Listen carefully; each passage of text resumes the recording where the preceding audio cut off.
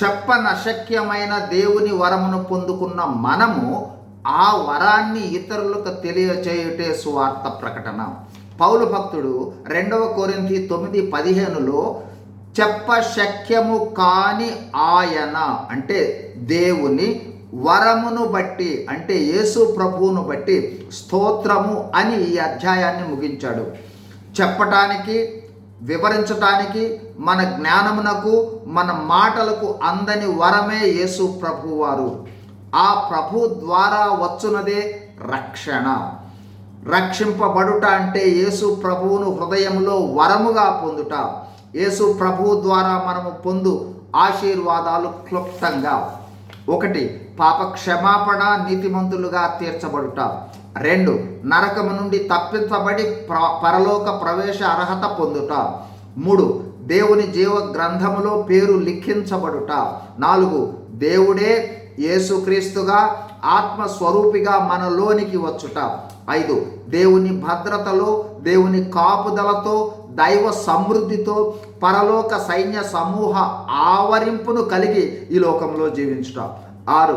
యేసుక్రీస్తు శరీరమును సంఘములో చేర్చబడి సంఘ భద్రతలో కొనసాగుట. 7. రాకడలో మహిమా శరీరాలతో మధ్య ఆకాశమునకు మేఘాల మీద కొనిపోబడుట. ఈ అనుభవము మనము పొందితే కానీ సంపూర్ణంగా తెలియదు. 8. మధ్య ఆకాశంలో 7 ఏండ్లు యేసు ప్రభు వారితో ఉండుట. ఈ అనుభవం కూడా మనము పొందితే కానీ గ్రహించలేము. 9. భూమి మీద 1000 ఏండ్ల పాలనలో రాజులు యాజకులుగా ఉండుట. ఈ అనుభవం కూడా మనము పొందితే కానీ తెలియదు. 10.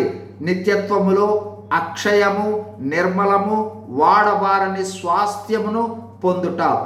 ఈ స్వాస్థ్యాన్ని కూడా మనము పొందినప్పుడే తెలియబడుతుంది.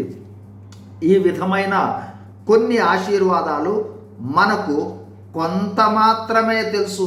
యేసు ప్రభు ద్వారా వచ్చే ఆశీర్వాదాలు సంపూర్ణంగా మనం ఇంకా గ్రహించలేదు. ఒకవేళ గ్రహించినా వర్ణించటానికి మన జ్ఞానము, మాటలు చాలవు. ఇంత గొప్ప ఆశీర్వాదమును మనము యేసు ప్రభువును అంగీకరించటం వలన పొందాము కదా. ఆ యేసు ప్రభువును మీరు అంగీకరిస్తే ఈ యేసు ప్రభు అనే వరాన్ని, తద్వారా మిగిలిన ఈ ఆశీర్వాదాలన్నీ మీరు కూడా పొందగలరు అని ప్రకటించుటయే సువార్త ప్రకటన. కావున సువార్తను ప్రకటిద్దాం.